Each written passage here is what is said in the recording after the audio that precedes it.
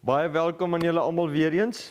Ek is baie bly om julle te sien en welkom ook aan die aanlyn mense. Bly om julle ook weer terug te sien. En vanaand gaan ons kyk na die wêreldmagte van die eeue voorspel.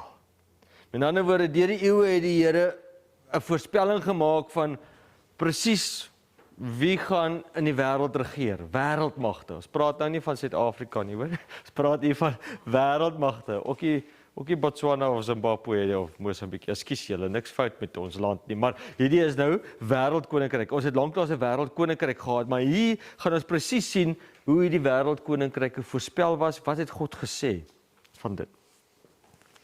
Nou gisteraand het ons 'n bietjie gekyk na die Bybel. En ons het besef, hierdie is ons enigste maatstaf waar ons enige waarheid teen kan meet. Want hy die tyd, die toets van tyd het dit deurstaan. En ons het besef, maar die Bybel is die ding waarin ons moet teruggaan om te sien, wat gaan werklik hier aan, wat is waar, wat is vals, en ek het julle mooi gevra, moet asseblief nie eers tot my vertrou nie, maar vertrou net wat hier binne staan, asseblief. So voor ons begin, kom ons doen net 'n gebed saam.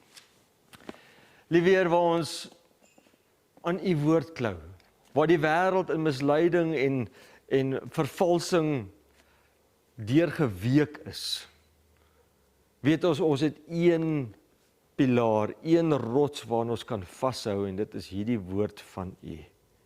Ons het tot geleer, liewe Heer, as iemand 'n engel uit die lug vir hulle 'n boodskap gebring het, of 'n droom gehad het, of God direk met hulle gepraat het, so sê hulle, moet ons dit eers gaan verifieer met U woord, want U verander nooit. En U woord, en daardie persoon se woord, as dit in harmonie is, of die engel, of die droom, dan is dit waar, en dan kan ons dit vertrou. Dankie vir U woord. Liewe Heer, maak dit weer eens die woord vir ons oop. En U het beloof waar 2 of 3 of meer in U naam teenwoordig is, sal U ook wees. Ek nooi U uit. Kom lei ons gedagtes asseblief in Jesus naam. Amen. Ek wil begin met Johannes 16 vers 13. Maar wanneer hy gekom het, die Gees van die waarheid, sal hy julle in die hele waarheid lei. So wanneer ons hierdie Bybel oopmaak, wat moet ons eers doen? Ons moet eers gaan en ons moet die Here vra. Jesus, stuur asseblief U Gees en lei my in U waarheid. Want dit is deur hom geïnspireer gewees. Dit was deur God geïnspireer gewees. En natuurlik, as dit deur God geïnspireer is, kan hy maklik vir ons verduidelik. Ons lei in die hele waarheid, die hele verhaal. So, die Gees van die waarheid sal hy julle in die hele waarheid lei. So, ons het gisteraand gesien in Openbaring 1, wat het ons geleer? Eerste, God die Vader, of die drie-eenheid, net soos julle kies, het vir Jesus die openbaring gegee, en Jesus het dit aan sy engel gegee, en die engel het dit aan Johannes gegee in so 'n visioen, amper soos 'n movie, dis nie woord vir woord nie, en toe het Johannes gegaan en dit geartikuleer, in woorde omgeskakel. Nee, woord maar gedagtes, hy het dit gaan skryf, wat het gebeur, hy het gaan skryf, wat het hy gesien het hy gaan neerskryf, behalwe hier en daar, dan sê die engel, moenie gaan skryf nie, soos die donderslae in Openbaring het geslaan, en dit het woorde gebring, boodskappe, dus hy moet dit nie neerskryf nie. So daar is sekere goedjies wat hy nie moes neerskryf nie. Maar ander goed het hy alles neergeskryf, maar daar is sekere goed wat die Here sê, later sal dit deurkom. En so het die Here vir hom in hierdie verhaal ingebring, en hy kon alles neerskryf. So sien ons ook in die Grieks, as jy die Grieks geontleed, kom jy agter, maar dit is Johannes se styl. Weet hy, dis die manier hoe hy skryf. En Paulus het 'n hele ander styl gehad, so IK so 'n bietjie hoor, né? Maar nee, ek weet nie wonder teen Johannes, maar Johannes het 'n sekere manier geskryf van, ek's mal oor Johannes se boeke. En dan natuurlik Matteus, baie besonderhede, detail daarin gesit, hy het daarvan gehou. En Markus was weer alles wat God Jesus gedoen het, en hy die gedoen het, daartoe gegaan, alles is doener, doen, dis die manier, want dis hoe hy Jesus beleef het. En so het elkeen God beleef en dit neergeskryf. En so is die boek aan mekaar gesit. So ek wil graag hê ons moet besef hoe is inspirasie gegee. En hoe kan ons dit verstaan? Ons moet vra, bid, Here, lei ons. En hy het beloof hy gaan. Ons het ook gesien dat 278 verse van die 404 verse in Openbaring kom uit die res van die Bybel. En meestal die Ou Testament. So die Ou Testament verklaar die Nuwe een. Veral die boek Openbaring. Julle sal sien, die Nuwe Testament is vol verwysings na die Ou Testament. Hulle was lief daarvan om Jesaja aan te haal. Kyk, as ek sien dat Jesus Jesaja aangehaal, hy was baie lief daarvoor. En dan, daar is ook, ek het toe gaan kyk, daar is 'n ander teoloog wat uitwys dat daar oor die 500 kruisverwysings is. Met ander woorde, 278 direkte aanhalings, maar die res is kruisverwysings. Okay. En dan kom ons by 2 Timoteus 3 vers 16.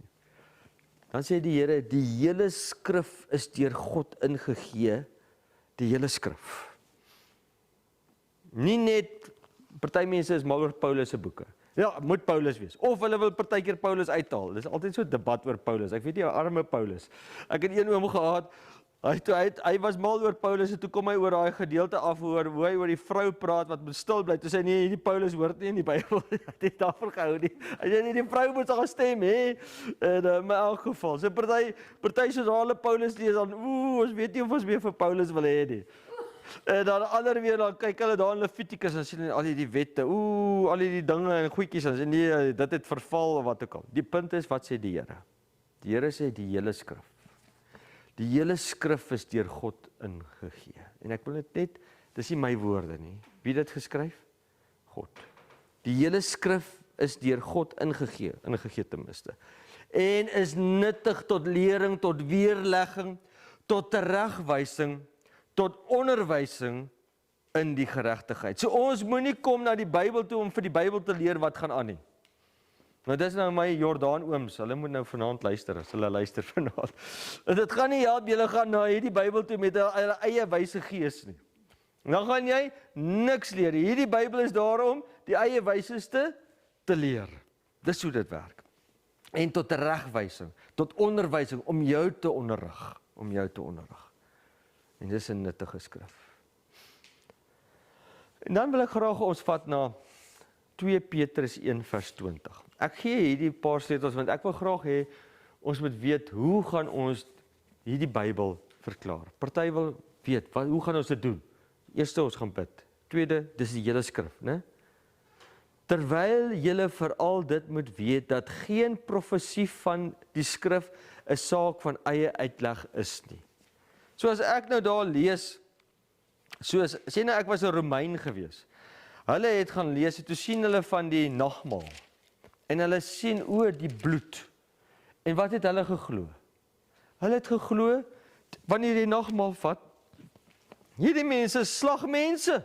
Hulle drink die bloed van hulle Messias, die regte bloed. Met ander woorde, hulle het geglo ons is een of ander kannibaliste. Dis wat in die geskiedenisgeskrifte staan. En hulle het geglo, nee, die Christendom is kannibale. Hoekom? Want hulle het nie laat die skrif homself verklaar nie. Hulle het hulle eie idee gemaak en hulle het gesê, maar hierdie ouens drink bloed. En hulle eet regtig vleis, ander mense se vleis. En dis wat hulle gaan verkondig het om ons nou sleg te maak. As hulle maar net gaan lees het en dat besef het, dis 'n simbool. Dis druiwesap of die wynstok se sap. Dis 'n ander debat of hy gegis of nie gegis moet wees nie. Dis 'n ander debat. My opinie is baie sterk dat Jesus was nie gegis nie, maar kom ons los dit daar. Ek sit nie vanaand se studie nie. Ek hou van die feit dat dit die Here se die bloed wat ons reinig kom van die wynstok af. En daardie wynstok is 'n simbool. Is 'n simbool van iets. Simbool van Jesus wat vir ons part gesterf het. Dis sy liggaam wat vir ons part op die kruis gesterf het. In ander woorde, dis 'n simbool. So hierso sê dit kan nie ons eie uitleg wees nie. As ons 'n simbool sien, moet ons gaan kyk wat beteken die simbool waar? In die Bybel. Maak dit sin? Waar hy hom verklaar. Goed. Dis ons derde sleutel.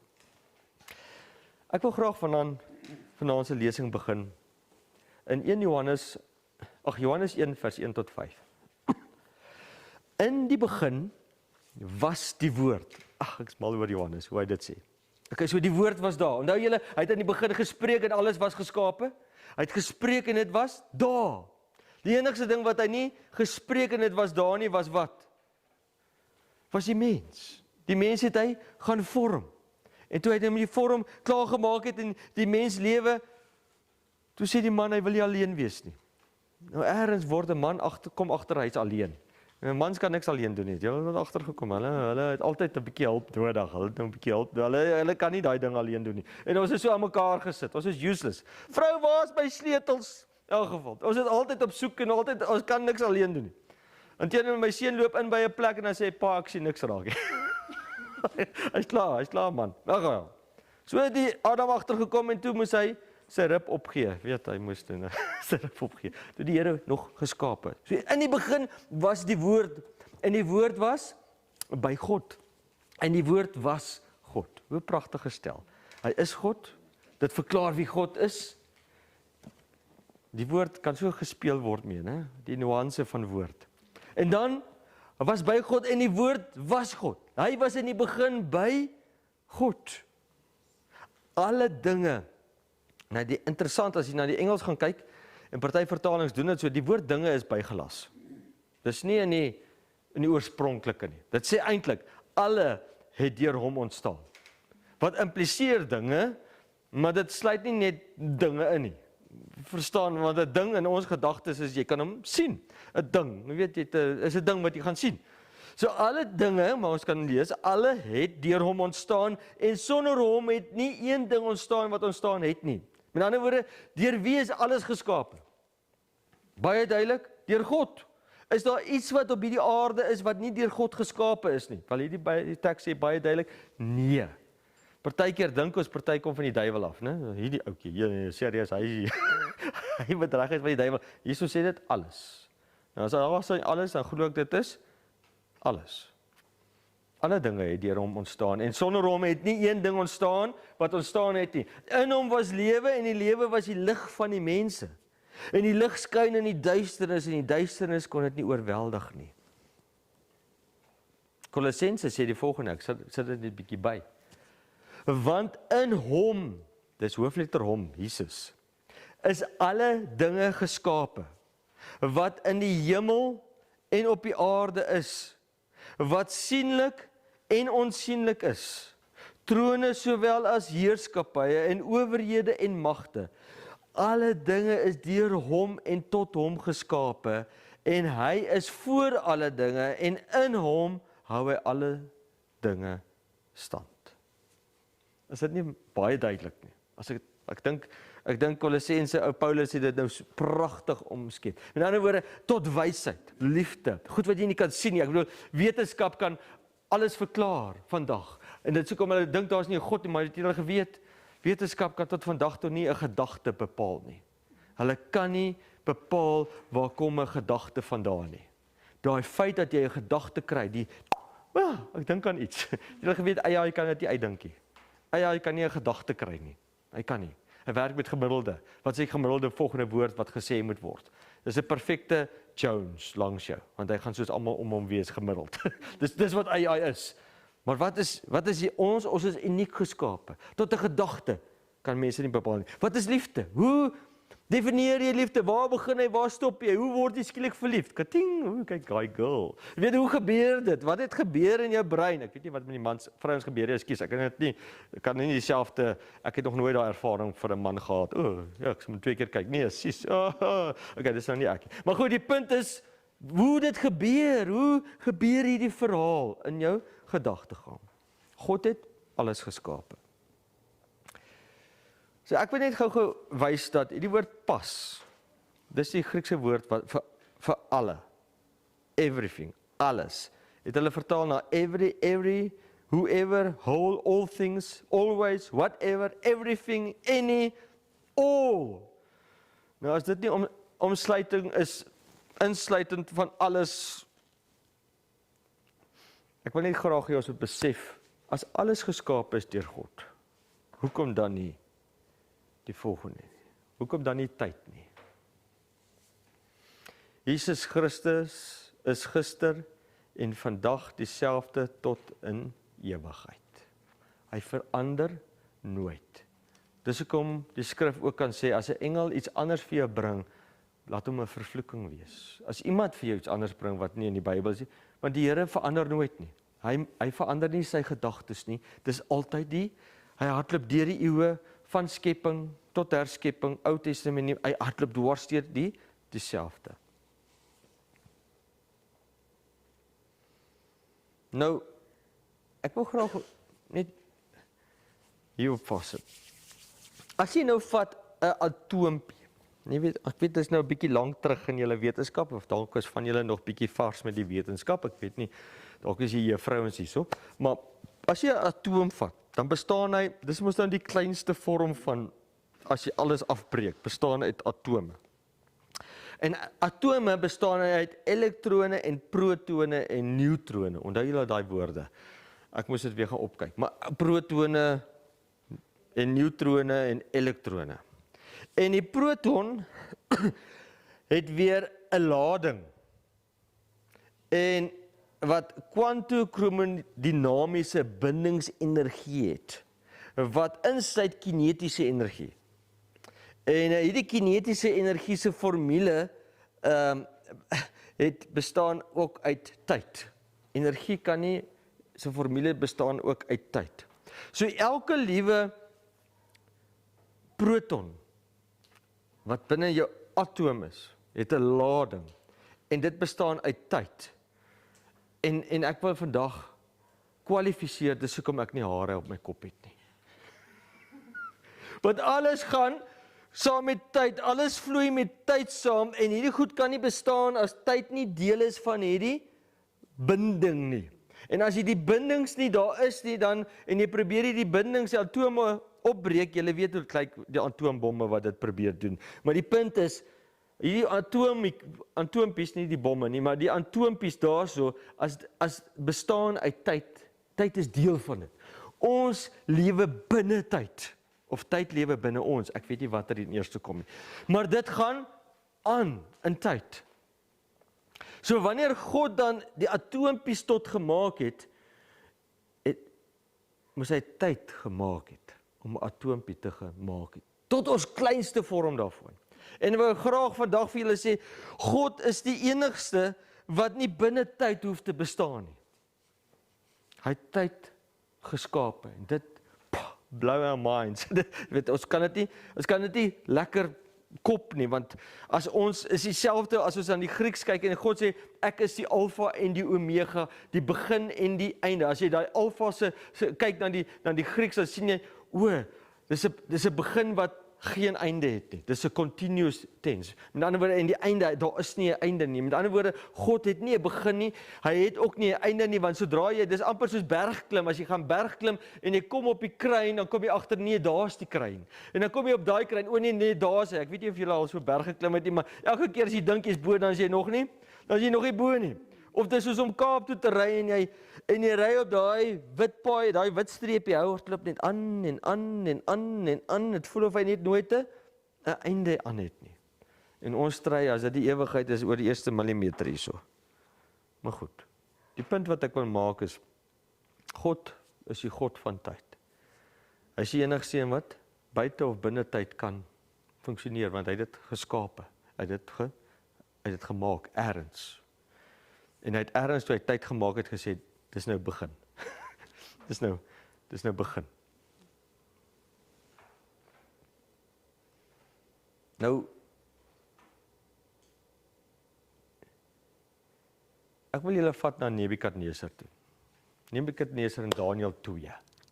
En in Daniël 2 sien ons, dis nou die eerste jaar, of was dit die tweede jaar van Babylon, Nebukadneser se bestaan, Daniël 2. In elk geval het hy in sy regeringstyd. Nou voor hy begin regeer het hy eers gegaan en hy het Karkemish. Sien al daai boonste plekkie, Karkemish. Ek was daar by Karkemish gewees en die Eufraat loop daar verby, dis in Turkye. Nou Karkemish is eintlik op die grens van Turkye en Sirië. is daar 'n dorp wat hulle noem, dis waar Karkemish is. En Karkemish is waar Farao en Babylon, Nebukadneser, was toe die seun van Nabopolassar. En Nabopolassar was 'n koning, en hy het sy seun Nebukadneser gestuur saam met die weermag, as die hoof van die weermag. En hulle het gaan veg daarso by Karkemish teen Farao. En hy het die oorlog gewen. Nou om jou hele weermag oor daai kilometer breë rivier te kry, en dit is 'n massiewe rivier. Eufrates regtig, hy's groter as die Oranje. Ek bedoel hy's ten minste daar's plekke wat ek daar was wat hy oor 'n kilometer breed is, hierdie rivier. So dis 'n massiewe rivier. En hy word gevoed deur daai berge net daarbo.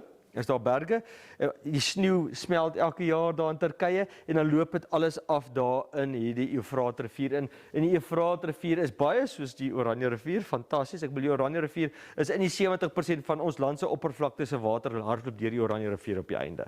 Die hele Vrystaat, alles daar, die Vaalrivier hardloop waarheen? Oranje rivier toe. So ek bedoel, al die water gaan deur pragtig hoe God dit beplan het, my opinie, dat hy deur hierdie Karookie hardloop in hierdie pragtige water, en as jy daar by jou Grabiese waterval staan, en jy sien die massa water wat daar deur gaan. Net God kon daai energie geskep het wat al daai water deurbring in so 'n groot landstreek se water daardeur laat kanaliseer. Pragtig. Maar goed, dieselfde konsep. God maak dat al daai sneeu hardloop, is pragtige skoon water, hardloop hy deur die dorre woestyn hier aan die onderkant. En hulle leef daaruit. En daai water, daai rivier, daai massiewe rivier, het om Babylon gehardloop en deur hom gehardloop. So Babylon was 'n verskriklike populêre plek om te bly, want jou water wat jy moes gaan haal altyd by die put, jy loop net, hy's hier in, hier's kanale in die stad, en jy kry net vir jou water, en jy weet, dit is baie lekker geweest om daar te bly. Maar goed, nou hy het by Karkemish geoorwin. En toe hardloop Farao, hy's op pad terug na sy plekkie toe, Egipte toe, en terwyl hy hom agterna sit, hoor hy sy pa is oorlede. En dit beteken, hy gaan koning word of een van sy boeties, of dalk 'n oom of 'n neef of iemand, en hy moet sy koninkryk gaan kry. En wat doen hy? Hy hardloop daar, hy was hier om en by Jerusalem se koers, en hy hardloop reg uit Babylon toe. Nou gewoonlik gaan hy op Karkemish toe, jy moet hier verby gaan daar, hierso is Libanon, hier's Libanon, en dan moet jy hier verby gaan na Babylon toe. Met ander woorde, jy kan nie reguit gaan nie, want dis 'n massiewe woestyn. Kom ek wys vir julle, ek het die woestyn, ek was hier, ek het die afgeneem in Eridu, dis bietjie suid, maar kyk hoe lyk hy woestyn. Hierso het ons 'n drone opgestyg, so ek was daar in 2018 gewees, en ons het 'n drone, daar is ons karretjie, om julle 'n idee te gee, daar is die karretjie daar agter. Maar goed, hierso, kyk hoe dor is dit, daar stap ek nou daar op, julle kan dit dalk nie mooi sien nou nie, maar ek is besig om videoetjies op te neem daarso, saam met die argeologiese site, en ons is hier by Eridu. Nou Eridu is 'n antieke Mesopotamiese stad, wat baie interessant is, want hulle reken hierdie, daar's 5 stede wat volgens die Mesopotamiese geskiedenis wat hulle daar gekry het op kleitablette, wys uit dat daar 'n vloed was, 'n wêreldwye vloed, selfs as wat ons in die Bybel kry. Hierdie wêreldwye vloed is opgeskryf in hulle geskiedenis, en hulle sê daar's 5 stede volgens hulle wat van voor die vloed kom.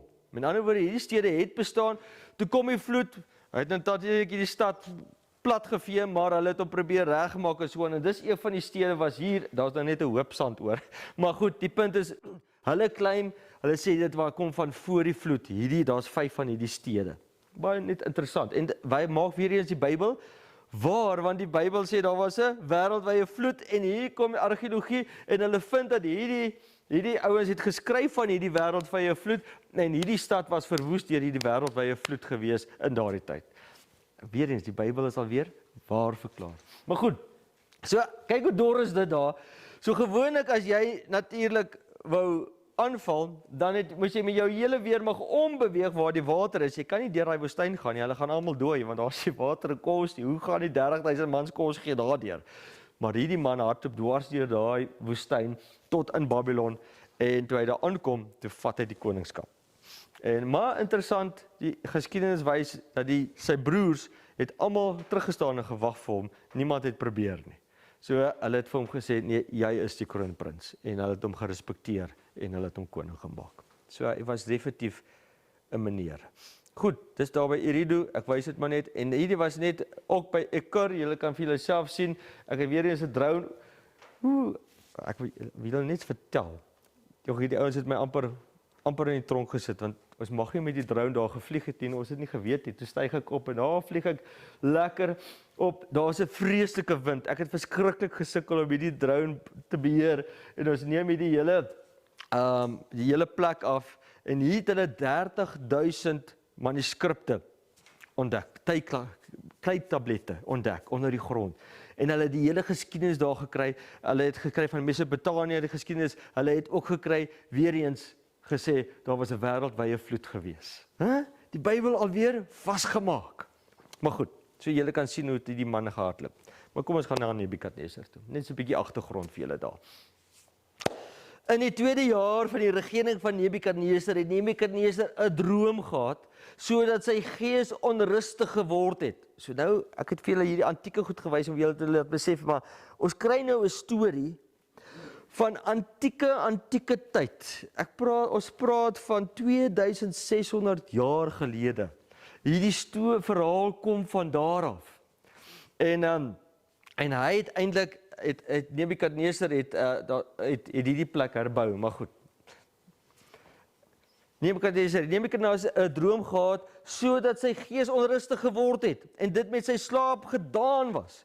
Toe het die koning bevel gegee om die geleerdes en die besweerdes, so dis die astrologie ouens en die magicians en dis die besweerders en die towenaars, ons ken hulle ook as sorcerers, en die galdeers te roep. Die galdeers is die geleerde ouens en hulle kyk na die sterre en die wetenskap, soos al die geleerde manne van die tyd, en hulle sê, kom, julle moet my asseblief hierdie droom vertel. En nou, ek wou net vir julle uitwys, as jy na die Hebreëus kyk, die Chartumim, hulle het met kunste gewerk en magiese kunswerk. Die volgende het betowerende en in tale gepraat. So hulle het in tale, verskillende godiese tale gepraat, en hulle het gemompel en gepiep. So in ander woorde, die tale het uit hulle uitgekom, en dan is daar nou kennis, en dan iemand het verklaar, en so aan. En dan was daar hierdie ander ouens, die Ashapim, en hulle is weer die astroloë en die raadgewers gewees, en hulle het weer wetenskaplike wat die sterre en die offerandes en die toekoms probeer. Met ander woorde, hulle het weer toekoms probeer verklaar. En dan laastens was dit nou die Babyloniërs of die Galdeërs, en hulle was gespesialiseerde groep wat die wetenskap en die wysheid en die astrologie en die tale van die tyd bemeester het. Met ander woorde, hierso sien jy 'n groepering van daai tyd se slim mense, en hoe hulle hierdie verskillende wetenskappe van die onsiene wêreld en die siene wêreld probeer bymekaar sit het, en probeer het om kennis en wysheid vir 'n koning te kan gee, en hulle het op die einde hulle gekommunikeer met gode en met geeste en dinge, en hierdie geeste het deur hulle begin praat, en hulle het in tale en goeters uitgewys. Goed, so dis hoe hulle gewerk het. En dan, toe sê die koning vir hulle, ek het 'n droom gehad, en my gees is onrustig om die droom te verstaan. Ek wil graag die droom verstaan, en hy sit met al die slim mense om hom, wat ons kan praat met die gode. Mag die koning vir altyd lewe, vertel u dienaars die droom, en ons sal u die uitlegging te kenne gee. Met ander woorde, iemand net vir ons die droom vertel, en ons sal vir jou presies sê wat dit beteken. Maar die koning is bietjie een stappietjie voor. En die koning het geantwoord en aan die Galdeërs gesê, die saak staan by my vas, as julle die droom en sy uitlegging nie aan my bekend maak nie, sal julle in stukke gekap en van julle huise misope gemaak word. Maar as julle die droom en sy uitlegging te kenne gee, sal julle geskenke en gawes en groot eer van my ontvang. Gee my daarom die droom en sy uitlegging te kenne. So hy sê, nee ouens, julle moet nou vir my sê, wat het ek gedroom, nommer 1, en nommer 2, die uitlegging. Joh, ek dink daai ouens het nou begin sweet hoor. Nou het hulle begin sweet. Hoe op die aarde kan die duiwel jou breins lees? Hy kan nie. Wie kan jou brein lees? God alleen. Hy kan nie jou gedagtes lees nie. Hy weet nie wat in jou gedagtes aan. Hy kan jou opsom en hy kan sien maar jy's nou ontsteld of ja, ek wil sy mensekennis is fenomenaal. Maar daar's 'n briek. Hy kan nie vir jou, hy kan nie sien wat jy nou dink nie. Ja, hy kan vir ons gedagtes gee, maar hy kan dit nie, want hy versoek ons. Maar hy kan nie ons gedagtes lees nie. So hierdie ouens het 'n probleem, want hulle koppel met hierdie ander mag, die sataniese magte, en daai ouens kan nie, Satan kan nie, hy het nie toegang daar nie. Die koning het geantwoord en gesê, ek weet verseker dat julle tyd wil wen, omdat julle sien dat die saak by my vas is. Want as julle my die droom en betekenis, want as julle my die droom nie bekend maak nie, is julle vonnis een en dieselfde. Julle het naamlik afgespreek om 'n leenagtige en bedrieglike woord voor my te spreek totdat die tyd weer verander. Daarom vertel my die droom, dan sal ek weet dat julle my se uitlegging te kenne gee. En dan sê die koning, maar dit is geen mens op die aarde wat die koning se saak sou kan te kenne gee. Daar's niemand nie. Want die koning het vasgestaan. As julle dan met die gode gekoppel is, hierdie droom kom van die gode af. Hierop het die koning toornig geword en baie kwaad geword en bevel gegee om al die wyse manne in Babel om te bring, want hy is toe nou oortuig, hierdie klomp sweer net saam. Julle is 'n klomp bedrieërs. Bedrieërs is julle bedrieërs en ek gaan vir julle uitsort. En toe is Daniël in die moeilikheid. Want natuurlik Daniël was toe nou, onthou wat het Daniël toe oorgekom. Nebukadneser het toe nou al vir Jerusalem oorgeneem en hy het toe vir die koning Jakob gesê, luister, jy kan nog koning wees, maar hy het al die edeles gevat. Met ander woorde, Daniël was 'n prins gewees en sy vriende was edeles gewees en hulle was Babylon toe gevat en hulle het al daai pad Babylon toe gestap. En toe hulle daar aankom, toe word die 4 seuns geroep en hulle word toe gesê, maar luister, julle gaan nou saam met die koning vir die koning werk. So hulle was verskriklik geëerde posisie gegee. So Nebukadneser se plan was slim. Hy het goeie seuns en goeies van elke nasie wat hy oorwin, het hy die edeles gevat en hy het hulle Babyloniërs probeer maak en op die einde so het hy geregeer, want hulle verstaan mos hulle kultuur, hulle verstaan hulle mense en op die einde is hulle dan nou as raadgewers en hulle staan daar eintlik en hulle staan daar vir hulle volk se onthaalwe by die koning. So hulle is basies staan daar vir hulle volk se onthaalwe. En so is hulle toe nou opgelei en hulle was toe nou geleerdes. En so hulle moet ook nou ook doen. En hy vra nou wat gaan aan? Toe het Arioch aan Daniël die saak meegedeel. Natuurlik is Arioch en Daniël pels en nou moet Arioch hom nou doodmaak, sê hy, arme job. Daarop het Daniël ingegaan en die koning versoek dat hy hom tyd moes gee om die uitlegging aan die koning te kenne te gee. Nou daarvoor het die koning sê, okay, wel as jy kan, go for it. Vers 18. En dat hulle barmhartigheid van die God van die hemel moes afsmeek oor hierdie geheim, sodat hulle Daniël en sy metgeselle saam met die oorige wyse manne van Babel nie sou ombring nie. Daarom is in 'n naggesig die geheim aan Daniël geopenbaar. Toe het Daniël die God van die hemel geloof, in 'n naggesig. Nou ek weet nou nie hoe was die gesig nie, of hy gaan slaap het en ook die droom gekry het, of was hy nog wakker, ek weet nie, maar ek vermoed hy was nog wakker, maar imagine hy het gaan slaap, dan het hy nogal baie vertroue gehad. Ek sou nie aan die slaap kon raak as ek weet môre is my dag nie, né? Maar goed, gelukkig op 'n manier kry hy toe nou ook hierdie droom. God gee vir hom die droom. Vers 20. Daniël het toe gespreek en gesê, mag die naam van God geprys word van ewigheid tot ewigheid, want die wysheid en die krag is syne. God se. Niks vir Daniël nie. Die koning het geantwoord. Toe gaan hy natuurlik na die koning toe. Koning geantwoord en aan Daniël, wie se naam Belsasar was, gesê, is jy in staat om aan my die droom wat ek gesien het en sy uitlegging bekend te maak? Vra hy. En Daniël sê vir hom, Daniël het in die teenwoordigheid van die koning geantwoord en gesê, die geheim waarna die koning vra, kan die wyse manne, die besweerdes, die geleerdes, die waarsêers nie aan die koning te kenne gee nie. Hulle weet nie, wat het God in 'n droom vir hom gegee nie. Want die duiwel kan dit nie doen nie. Maar daar is 'n God in die hemel, wat geheime openbaar. En hy het koning Nebukadneser bekend gemaak, en hierdie is vir my baie belangrik, wat aan die einde van die dae sal gebeur.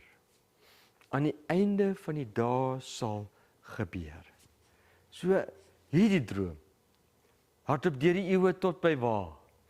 By ons vandag. Mag dit die eerste les wees vanaand vir julle, van baie oor profesie. Die eerste les is, wanneer 'n profesie gegee word vir 'n profeet, is dit van sy tyd af vorentoe.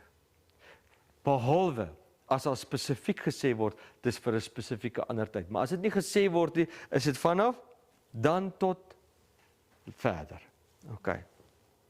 Dis belangrik, want Johannes kry baie dieselfde visioen in syne en Openbaring, maar dit is van sy tyd af vorentoe. Dan gaan dit vir julle in 'n ander lesing pragtig uitwys.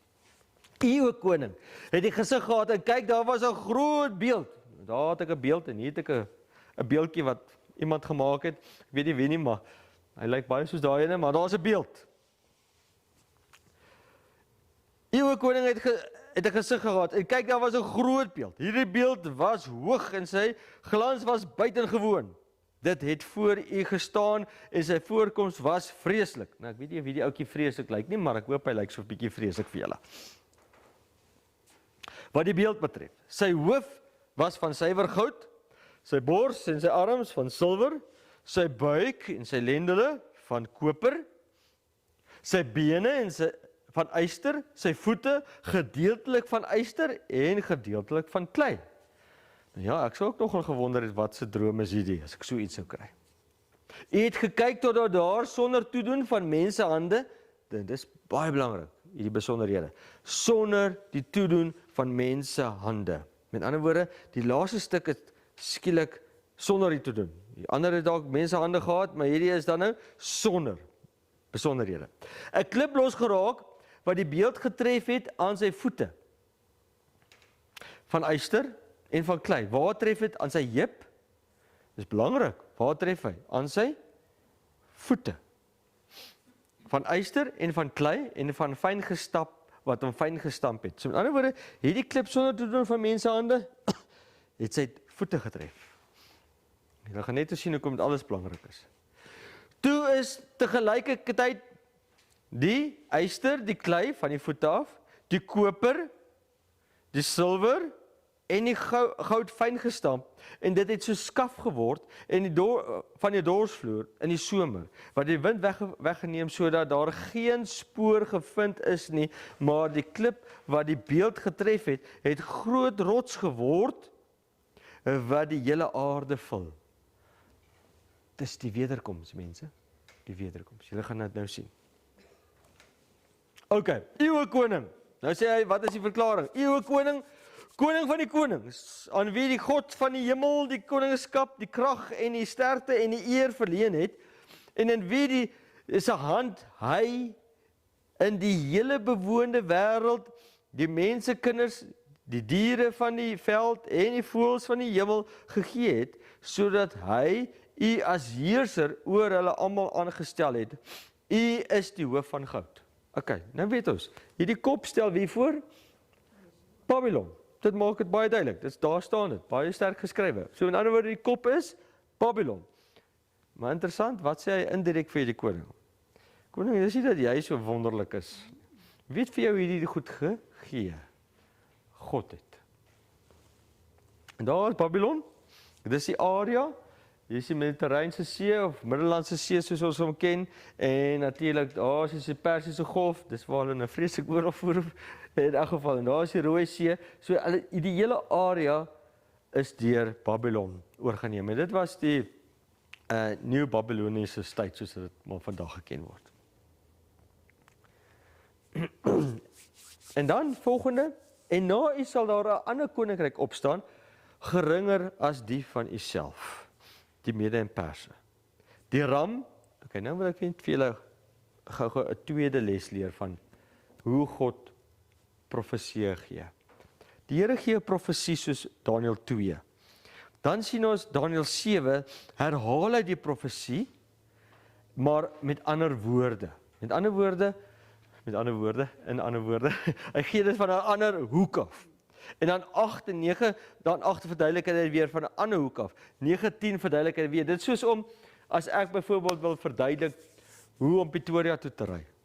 Dan, as dit nou, ek weet nie, ek ken nie en ek sulke mense is nie, maar as dit 'n vriend van my is, dan sal hy vir jou sê, jy gaan hier af, jy draai links in 7de Laan tot onder by die T, en dan draai jy regs op die ou Pretoria pad seker, die R101, en jy ry reguit aan tot jy by die N1 kom, en dan klim jy op die N1, dan ry jy reguit aan met die N1, dan gaan jy dwarsteer tot jy, ok, dat is nou 'n nuwe naam, sê maar N4 kry, en dan gaan jy daarin. Nou nie is dan BC nie, het moes nou 'n ander naam.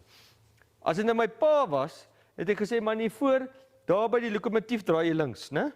Dan ry jy al die pad af, en as jy onder by die robot kom, né, daar draai jy regs, dan gaan jy onder deur 'n brug ry, en dan ry jy reguit aan, en op die einde, dan sal jy sien, jy gaan weer op 'n ander brug gaan, gewoonlik is daar water aan jou regterkant. En dan as jy dan gedraai die pad so na die regterkant toe, dan gaan jy die snelweg daar, op die snelweg klim. Dan ry jy reguit deur 1 tolhek, 2 tolhekke, 3 tolhekke, en dan sal jy Pretoria kry. Dis hoe my pa so verduidelik het. So met ander woorde is dit dieselfde pad, maar met ander woorde. En dis presies wat die Here doen, en hulle noem dit rekapitulasie. So, rekapitulasie is waar die Here die visioen gee, die eerste keer, en dan net gee hy dit weer, net van 'n ander hoek.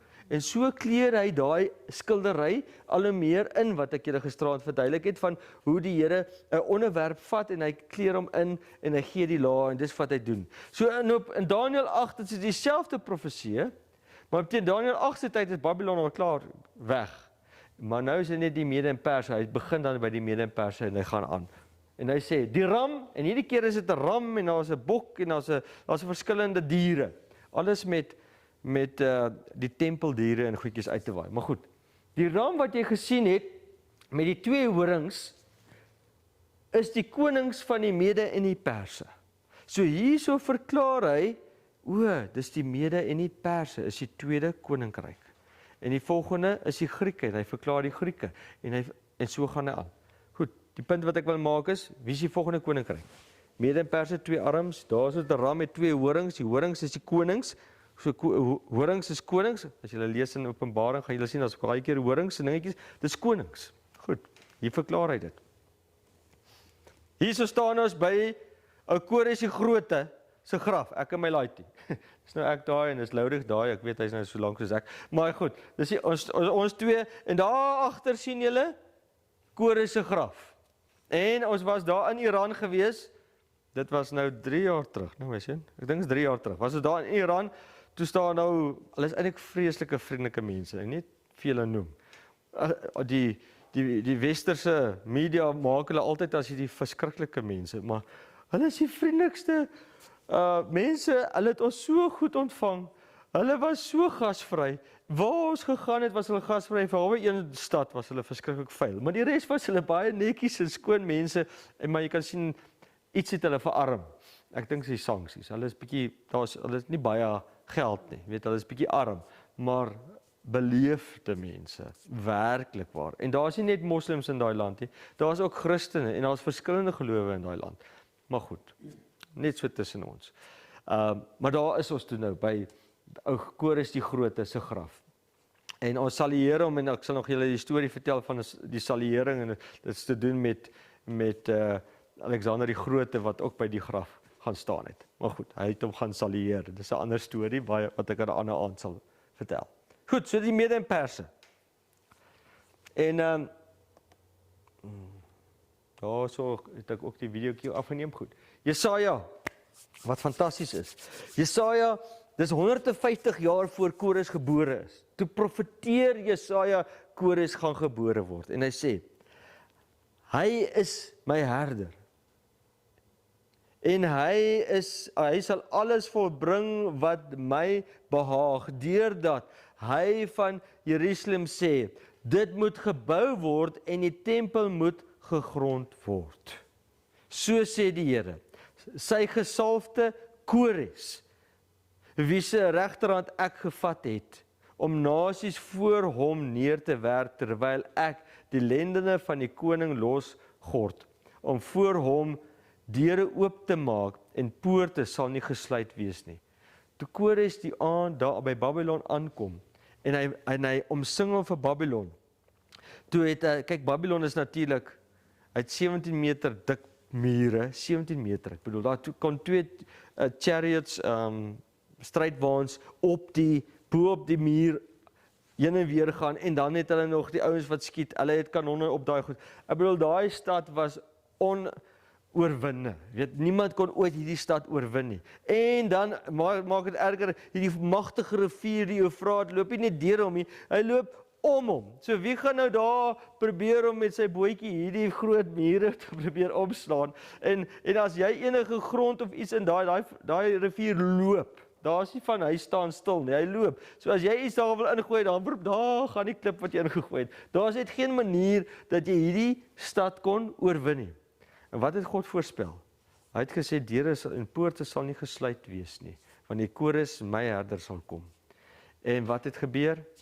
Daar kom Kores, en hy is familie van Nebukadneser, maar Nebukadneser is daai stadium al oorlede, en toe, wat hy doen, hy vat 30.000 mans, en hy gaan so end op met die rivier, en hulle grou in een nag, hulle divert, wat is in Afrikaans, hulle herlei daai groot rivier, en hulle na 'n dam toe, en hulle maak 'n groot dam, en hulle laat daai hele rivier in hierdie dam ingaan, wat hulle gegrou het, 30.000 mans het hom gegrou.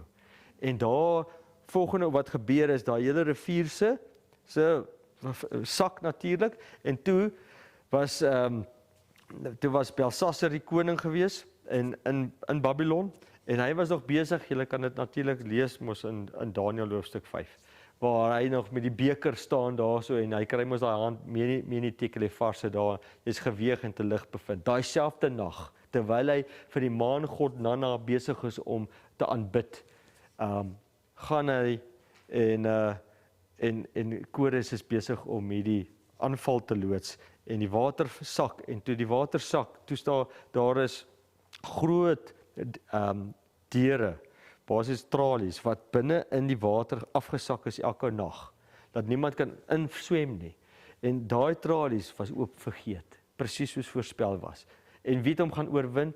Kores het Babylon gaan oorwin, en Kores het ingekom, en Kores en Darius, dis die oom en die seun, en dis eintlik sy broer se kind, maar goed, ek sal die hele stamboom gaan ek 'n ander aand met julle behandel, en daar kon hy ingaan, en hy neem Babylon, wat onoorwonne sou wees, neem hy oor, presies soos voorspel was, 150 jaar terug, nog voordat Daniël ooit eers weggevat is, het God gesê, daar gaan 'n tyd kom, waar julle in ballingskap weggevoer word, maar ek sal daai land wat julle so weggevoer het, sal ek nog 'n oordeel teen vel. En dis wat hier gebeur het. Goed, ons is terug by Daniël 2. Babylon, Mede en Perse, is die volgende stad. Volgende een is Mede en Perse. En hulle is natuurlik bietjie groter, soos julle kan sien. Mede en Perse het 'n groter area oorwin, en dis die Mede en Perse het saam, en Kores was die kroonprins van die Mede en die Perse. Vir die eerste keer het hulle saam gegaan, die seun en die dogter saam in een, en hy was die koning gewees van al twee, die Meders en die Perse. So hy het 2 nasies onder hom gehad, 2 koninkryke in een persoon, en dis was Kores gewees. Goed. En hy het so van daar af oorwin. En dan kry ons die Grieke.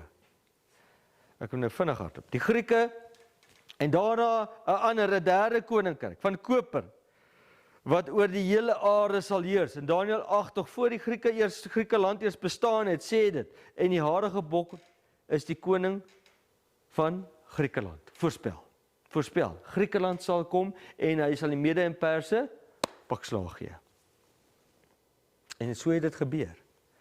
En die Grieke het gekom, Alexander die Grote, en hy van Macedonië se kant af gekom, en hy het oorgeneem van daai kant af, dwars deur al die pad tot waar? Wie weet bietjie van die geskiedenis, tot waar het Alexander die Grote oorgeneem? dwarsteer Babylon, Mede en Perse se area, dwarsteer tot by Indië. Hy het tot by Indië het hy oorwin. Hy het die helfte van Indië oorwin en toe was die mans bietjie moeg gefight. Toe sê hulle, dit is nou klaar. Hulle wil 'n bietjie huis toe gaan. Maar goed, so hy het al die pad oorwin dwarsdeur tot in Indië in. En dan, wie's nou? Ons Rome. Dit is die yster, die twee bene van yster. En die vierde koninkryk sal hard wees, soos yster. Juis omdat yster alles fyn stamp en verpletter, en soos dit yster wat vergrys, sal hy dit alles fyn stamp en vergrys. Nou wat het Hippolytus gesê? Verheug u geseënde Daniël, u was nie verkeerd nie, alreeds regeer die yster. En dit het hy in 236 na Christus geskryf. Het hulle die boeke, het hulle Daniël ondersoek? Hulle het. En hulle het gesê, die yster regeer klaar. Ons is nog nie by die voete nie, maar hy het gesê, die yster regeer klaar. Nog iemand ook geskryf. Die gewapende magte van die republiek, altyd seëvierend. In die oorlog, okay, het hulle al die oorloë gewen. Rome. Ja, behalwe teen wie? Asterix en Obelix man, Asterix en Obelix. Maar die res het hulle gewen, ne? Net 'n ou grappie. Maar in elk geval, so hulle het alle oorloë altyd gewen. En dit skryf hier. Die gewapende magte van die republiek, altyd seëvierend in die oorlog, het voorwaarts gegaan en die beelde van die goud en silwer en koper,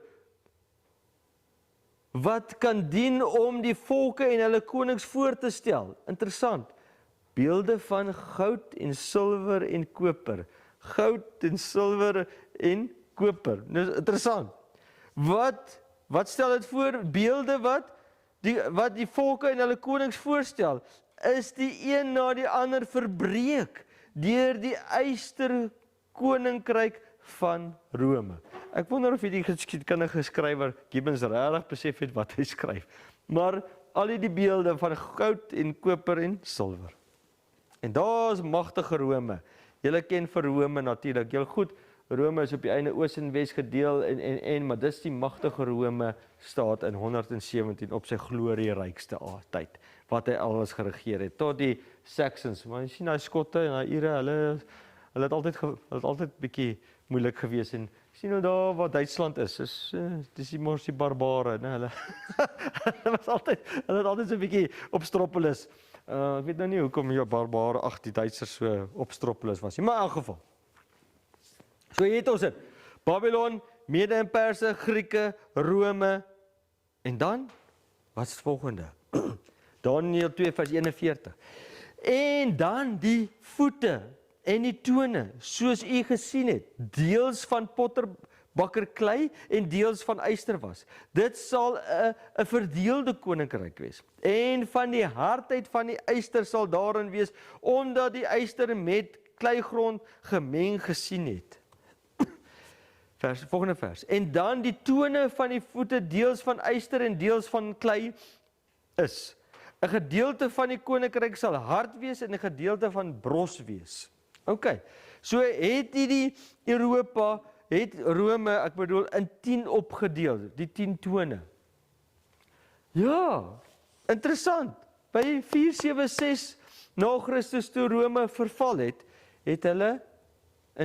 was hulle in 10 nasies opgedeel. Eerste, die Almani, dit was die Duitsers. Die Burgondiërs, dis die Switsers. Die Franke, die Franse. Die Lombarde, die Italianers. Die Anglo-Saxons, die Engelse. Die Suewe, die Portugese. Julle is heel moontlik afstammelinge van hierdie lot, né? Julle is dan nie. Okay. Maar ek is 'n Franse man en ek is 'n Duitser. Ek is Jordanus Frans en die res is Duits, in elk geval. Wesgote, is die Spanjaarde. Heruli, hulle het uitgesterf, maar hulle het toe bestaan. Dit is ook voorspel, ons gaan later daarby uitkom. Oosgote, hulle het uitgesterf. Die Vandale, ja, waar is al die mense nou weer? Kom ons kyk gou-gou. Daar het ons dit. En die Franks, die Alemanni, die Lombarde, jy sien die Duitsers het oorbeweeg, die Oosterrits, die Burgondies, die Heruli, die Visigoths, en die onder is die Vandale. Dis waar die woord vandalisme vandaan kom. Hier in Afrika, ek weet nou nie hoekom nie, maar dis nou maar daar. Okay. Net 'n ou grappie weer eens. Goed. En dan dat u die yster gemeng met kleigrond gesien het. Hulle sal deur menslike gemeenskap onder mekaar vermeng raak, maar hulle sal nie aan mekaar vasklewe nie, net soos yster nie aan klei gemeng kan word nie. En so het hordes groot konings en eerste ministers en mense en generale probeer om Europa een te maak. Want as Europa net kan een word, dink net hoe magtige nasie kan dit wees.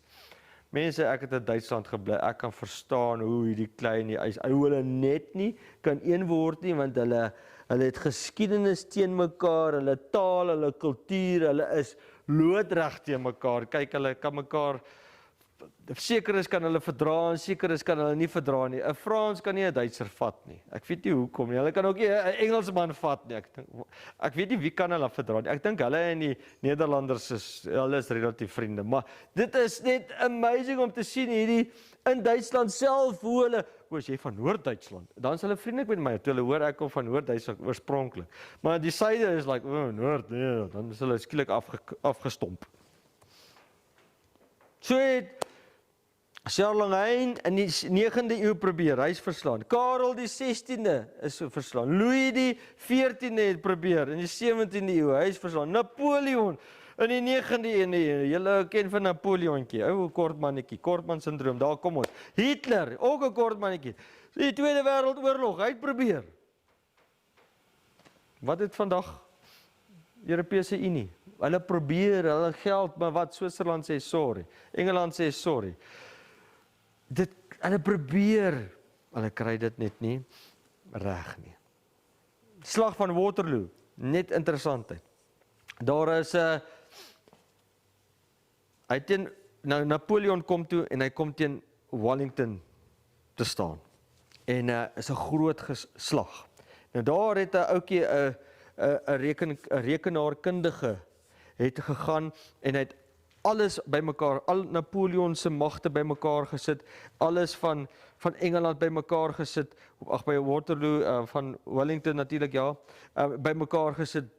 En hy het al die verskillende hoeveelheid perde, die kanonne, die artillerie, alles het hy opgestel. En dan sê hy vir hierdie rekenaar, asseblief kyk vir my, wat is die kans dat Wellington kan wen teen Napoleon? Wat is die waarskynlikheid? En elke opsie is deurgewerk en elke opsie sê, was onmoontlik vir Wellington om te wen. Onmoontlik. Dit is menslik, wiskundig onmoontlik gewees. So, maar God het gesê, hulle gaan nie een word nie. God het dit gesê. Op die einde het Napoleon gesê, God won me. God het my gewen. Hoekom? Hy het tot Daniël se beelde afgebreek in sekere van die stede, om net te sê, ek gaan hierdie oorwin. En wie het gewen? God het gewen. Een sal ons nie word nie. En dan, die voete, tone, het u gesien, deels van potterbakke klei. Nou hier is baie interessant. As jy nou na geskiedenis gekyk het, gesien hoe werk dit pragtig uit. Maar wat het die Bybel ook vir ons gegee? Wat is die teken van pottebakker? Pottebakker. God is die pottebakker en ons is die klei. Wat sê dit in Jeremia? Ek sal nie soos hierdie pottebakker met julle kan maak nie. O huis van Israel, spreek die Here. Hy is die pottebakker. Julle ken die lied man. En wat gesing word as gevolg van hierdie verse. So weer eens sien ons die simbool van 'n pottebakker. O, dis die eerste keer, al hierdie is metale, goud, wat is dit, silwer, koper, yster, dis alles metale. Die metale stel politieke magte voor. En ewe skielik in die voete, sien ons maar hierso is nou klei en staal. Churchcraft, wat is dit dalk noem? In ander woorde, godsdiens, Christelike godsdiens, God se godsdiens, as ek dit so kan stel, en staal, politiek, verenig. En jy kry, die finale mag op die aarde sal 'n kombinasie wees van kerklike mag en staatsmag. Pottebakker, klei, is dit so vandag? Is dit so in die verlede? Was die donker eeue, wie het geregeer saam? Dit was 'n Rooms-Katolieke kerk, 'n kerklike mag. Katholiek beteken eintlik net globaal, dis wat dit beteken, global, globale mag, kerklike mag en 'n staatsmag. Wat? Saam, hulle sal nie meng nie, hulle sal net nie kan een word nie. Kan jy 'n president wees en 'n biskop? Nee, jy kan nie. Jy kan dit nie geword het nie. Maar dit voorspel dat die finale verhaal gaan dieselfde hê. En is daar in die wêreld dalk nou weer 'n beweging waar die kerk en die staat weer begin saamwerk? Gaan kyk bietjie. Ek noem dit net so terloops. Ons gaan nog een aand bietjie meer daarna kyk. The mingling of churchcraft and statecraft is represented by the iron and the clay. This union is weakening all the powers of the church. Met ander woorde, dit verswak eintlik die kerklike mag om politiek by te sit. Want hoekom? Ewe skielik word die dominees polities. Polities, my maat. Ek wil 'n meneer wees. Ek wil ook mag hê. Okay, nou nie dominees alleen nie, priesters of wat ook al. Ek maak net 'n ou grappie met dominees, maar die punt is, wat kan gebeur as jy begin politiek in jou lewe inbring? Disinvesting the church with the power of the states will bring evil results, was geskryf deur hierdie persoon. Volgende een ook. Constantine was at last sole ruler of the Roman world. The church was everywhere free from persecution. Met ander woorde, hulle was vervolg. Die kerk, God se kerk was vervolg deur daai eeue. Onthou julle die fotootjies wat julle al gesien het van die mense daar in die arenas en dan word hulle vir die leeu's gevoer en al daai verhale. Want hulle was vervolg gewees. En toe, volgende wat gebeur? Konstantin besluit nie, hy word nou 'n Christen, né? Hy trek 'n Christelike baadjie aan. Hy marseer sy hele weermag deur die Rynrivier en sê, nou is julle gedoop. Dit is so hy nou hulle bekeer het, né? Want hy het 'n droom gehad en sy ma het sogenaamd ook Christen geword. Maar goed, so word hy toe nou 'n Christen en hy maak dit 'n staatskerk. Dit is die staatskerk, is nou die Christendom, dis die staatsgodsdiens. Godsdiens is die regte woord. So hier sê die geskiedkundige skrywers. Constantine was at last sole ruler of the Roman world. Die ooste en die weste. Hy het teen sy swaard beklei vir die ooste en hy het hom doodgemaak op die einde. The church was everywhere, free from persecution. Its steadfastness, its faith, and its organization had carried it through its perils. Met ander woorde, hierdie vervolging was eintlik goed, dit het hom suiwer gehou.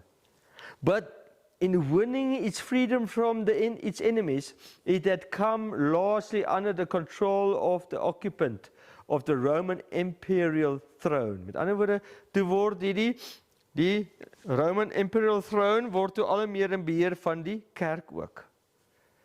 Net soos Engeland, die koning is die hoof van die kerk ook. A fatal union with the state had begun. Alright, so het die val van Christendom. Ons gaan daarna nog kyk en dis voorspel.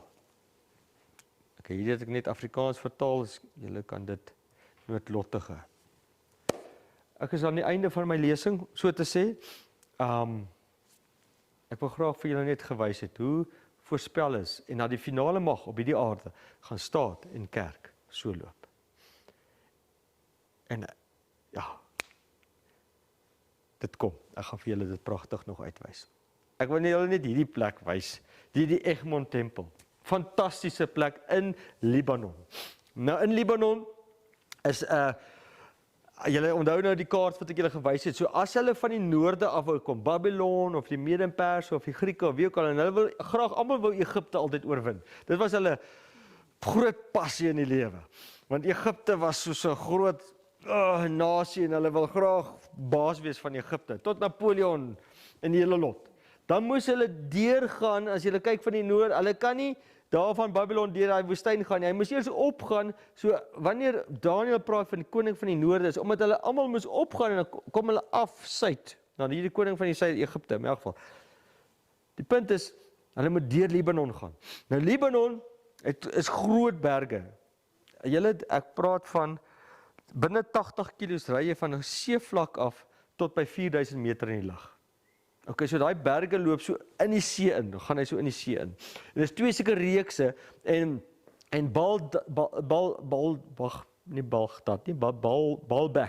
Baalbek is hierdie kant van daai berge en die kant is 'n groot kloof. Ek het daar gestaan, julle, as jy so afkyk in daai kloof in af, dan sien jy die dorpe, so ver jy kyk, so sien jy daar's 'n dorpie. Jy kyk af 'n paar duisend meter so af in daai kloof in. Verskriklike groot canyon. En as jy so kon om die draai kyk, sou jy see sien, maar die canyon loop so en dan split hy so af en dan gaan hy so links. Nou almal moes hier deurgaan met hulle hele weermag of so en dan by die see het hulle so om daai kruin gegaan en daar waar hulle so om die kruin gaan, is daar so 'n wall of fame, noem ek dit nou maar, want almal wat daar oorwin het hulle naam, die konings het hulle name gaan grafeer op daai rotse. Nebukadneser het syne aan die noorde kant, ons het hom nog gaan soek in die bosse, toe kry hy sy spykerskrif daar, en dan aan die suide is Napoleon en al die res is nou daar. Maar goed, en net so om die draai van daar, kry hy nou vir, net so 'n bietjie af, kry hy nou vir hierdie Egmont tempel. En Egmont tempel het die hele Daniël 2 daar. Heel regs daar aan die regterkant het jy vir Babylon. Is 'n Ziggorat. Ek gaan nou skyfie wys vir nader. En dan hier in die middel is 'n tempel wat vir die Mede en Perse was en dan kry jy die Grieke. Hier waar die foto wat ek geneem het, staan jy op 'n Romeinse se straat met sy pilare, maar onder dit is die Griekse straat. Hulle bo op mekaar gebou. En die argeologie wys dit nou uit. Okay, so daar het jy die Ziggorat van die Babyloniese tyd. Jy sal sien is ook 'n swart klip wat hulle ingevoer het. En dan eens kyk of hier goed speel. En hierso is die Mede en Perse se deel. Van die werk. Daar sê. Hierso is die Mede en Perse. Toe ons nou daar was hulle besig om die plek te probeer restoreer. Jy sal sien die ouetjies sny gras, daar stap ek. Daar met die kort broekie, dis nou ek daai. Net so tussen julle, tussen ons. Dis nou ek, Andrei neem my nou daar af. Nou goed, dis die Mede en Perse hierso. En dan Mede en Perse, daar is ons Mede en Perse, daar is ons nou ek weer. Waar is die Grieke? Is dit nou 'n videoetjie? Dis die Grieke se tempel en daar soos die afgod was op daai altaartjie daar neergesit, is hulle tempel. En dan het ons, dis die Grieke, kom nou. En dis die Grieke, sien die pad verskil, hoe hulle met ronde klippies, en toe ontdek hulle die vierkantige klippe wat hulle met sement gedoen het. Dis die basies die Grieke en die Rome se pad wat bo op hom gebou is. Okay, so daar het julle die pad, wat die verskil, en daarbo sien jy die Romeinse pilare se basisse wat nog daar is. Goed, kom ons kyk na die volgende ene. Dis alles, en hier kan jy die pilaartjies sien, so onderkant, dit is dan die pad hier regs, is al die tempel se goedjies. Hulle was maar net besig om iets daar te brand. Daar is nog 'n stukkie van die pilaar oor, van die Romeinse tyd. En dan hier so 'n laaste stukkie wat ons hier het, is die Byzantine tydperk, waar die Christendom ingekom het. En ons het 'n kerk hierso, en hulle die kerk ontdek daar ook, met sy mosaïek, daai is honderde jare oud, mense, die mosaïek wat hulle besig om daar skoon te maak. So hier kry jy van Babylons, elkeen se geloof, Babylon se geloof, Mede en Perse, Grieke, Rome, ek het dan net die pad, en dan het jy die verdeelde Rome, alles op een, die hele Daniël 2, die hele voorspelling, alles daai wêreldmagte, alles op een plek, en dis presies daar in die middel van, kan maar amper sê die wêreld, daar by die Egmont tempel. Ek het gedog, dis pragtige argeologie, wat dit weer eens vir ons vasmaak. Die Bybel sê dit, argeologie bewys dit, en ons kan dit maar glo. Kan ons nie maar net dit glo nie. En, maar in die dae, van die konings, van daai konings, daai 10, dis daai 10, sal die God van die hemel 'n koninkryk verwek, wat in ewigheid nie vernietig sal word nie. En die heerskappy daarvan sal aan geen ander volk oorgelaat word nie. Dit sal al daardie koninkryke verbrysel en daar 'n einde aan maak. Hierdie hele verhaal. Inteendeel Babylon se daai mense, daai klomp towenaars en goedjies, hulle het gevlug na 'n dorp met die naam Pergamus toe, wat in Turkye is. Op 'n citadel het hulle tempel gaan bou. Daai godsdienst wat in Babylon was met Marduk as die hoofgod en Nana, die songod en die maangod, nou nog sien jy die son en die maan, in elk geval, dis 'n ander verhaal, die songod en die maangod en al daai verhale was daar, en jy sien hoe hulle het gevlug, toe hulle oorgeneem is, en in Pergamus het hulle tempel gaan bou. En van daar af het hulle godsdienst verder gedryf, en ons sien dit word 'n sentrale universiteit en invloedryke tempel, wat die Griekse filosofie beïnvloed het. En hierdie Griekse filosofie beïnvloed toe op die einde, die Grieke, dis die hooftaal natuurlik van die hele Romeinse ryk op die einde, en dit beïnvloed die hele Romeinse methodology, se godsdienst. En dit beïnvloed tot vandag, sien ons leer as teoloog gaan en hulle swat, dan leer hulle, die filosofie van Grieke, die Griekse filosofie.